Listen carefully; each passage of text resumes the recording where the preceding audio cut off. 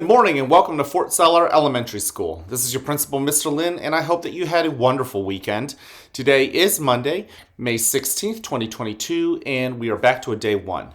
Now, before we kick off this wonderful day, I want to invite you, as I always do, to participate in the Mindful Minute. The Mindful Minute is a good way to get yourself to arrive, to settle, to savor the great things that you might notice around you at this moment.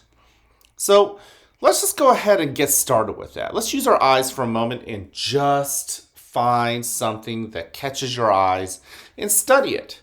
I'm actually looking at a piece of trash that I completely missed when I attempted to throw it into the trash can. Yeah, it might not seem interesting, but here I am. It caught my eye, and I'm going to study the shape, the colors, right, of the piece of paper. What's it used for? What was it? Is it where it should be? No, right? What are you looking at? Look at the things that are maybe not so interesting or interesting to you and study the many clues that you could take away about it. All right, now with your nose, just breathe in and out. How amazing was that breath? And did you pick up anything with your sense of smell? And what does it remind you of? With your ears, pause and just listen to the sounds that are around you. In the distance, I can hear a car pulling out. I could hear some footsteps downstairs. I'm assuming they're my kids. What are you picking up with your sense of hearing? With your ears? How amazing is it that those sounds are going on and you didn't notice them until now that you're paying attention? And finally, with your skin, what do you pick up with your sense of touch? Okay, let's move on to our breathing technique for the day. I'm going to continue to use half rainbow breathing. A couple of you guys, boys and girls, have shared with me that you guys enjoyed Cody's new breathing technique, and I'm going to continue to do that today. You can choose whatever breathing technique works best for you, but I'm going to stick with Cody's half rainbow breathing. Now I'm going to start, and I'm going to invite you to do the same thing. Just start by noticing that you are alive and that you exist. That in itself is something to be grateful for, isn't it? And then notice where your body is. Notice the chair, the couch in my case, holding me up. And get yourself into a relaxed, but not too relaxed, kind of somewhat alert seating position. And I like to close my eyes, so you don't have to. Go ahead and take that first breath in. Fill your belly full of air and then slowly let it out. Wow. How amazing was that breath? Go ahead and breathe in again. How many breaths have you taken in your lifetime? And each one of them keeps you alive. Breathe out. Let your shoulders relax. Allow yourself to settle into your chair. Go ahead and breathe in again. And breathe out. Put a spotlight on your body. Scan through your body and find a part of your body that you hadn't thought about often. Breathe in. And notice what part it is. Breathe out. How it feels. On Friday, I joined many of you guys in the bounce house. Breathe in. And so there are many parts of my body I'm going to go ahead and admit are sore. Breathe out. Maybe I should not have thrown myself down some of those slides. Breathe in. I'm going to notice the sensation of simply being sore. Breathe out. Many people might say that's an unpleasant feeling.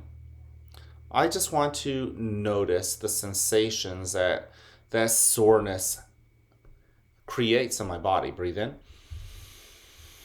And breathe out. Now, guys, let's continue on and let's notice what else we can pick up. Breathe in. Notice what feelings and emotions we brought to school today. Breathe out. Once again, some of those feelings and emotions might be pleasant. Some of them might be unpleasant. Breathe in. Whatever those feelings are, they're real. Let those feelings know that you know they're real. Breathe in. And just like my soreness earlier, study the sensations those feelings and emotions give you. What are they trying to tell you? Don't push them away. Breathe in. Let them in. Listen. Seek to understand. Breathe out. And in due time, we will all move to the next moment. Now, in a moment, speaking of moments, you'll hear a bell or a chime. Listen to it as it gets quieter and quieter. And when you can't hear it anymore, you may then open your eyes and awaken to the world that is around you.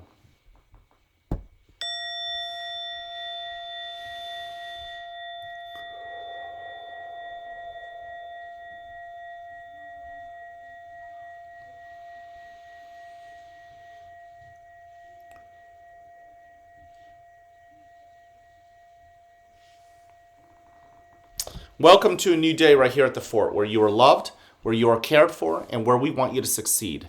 Whether you have a great day or not, that's ultimately your choice. So choose wisely, work at it, and enjoy the rewards. At this moment, please stand and face the flag for the Pledge of Allegiance.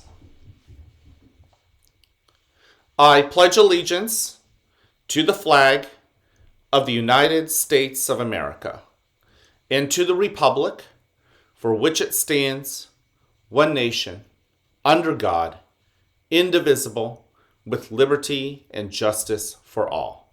Thank you. You could go ahead and take a seat. I want to thank you once again for joining me in the Mindful Minute. So many of you guys continue to do it with me. It's awesome.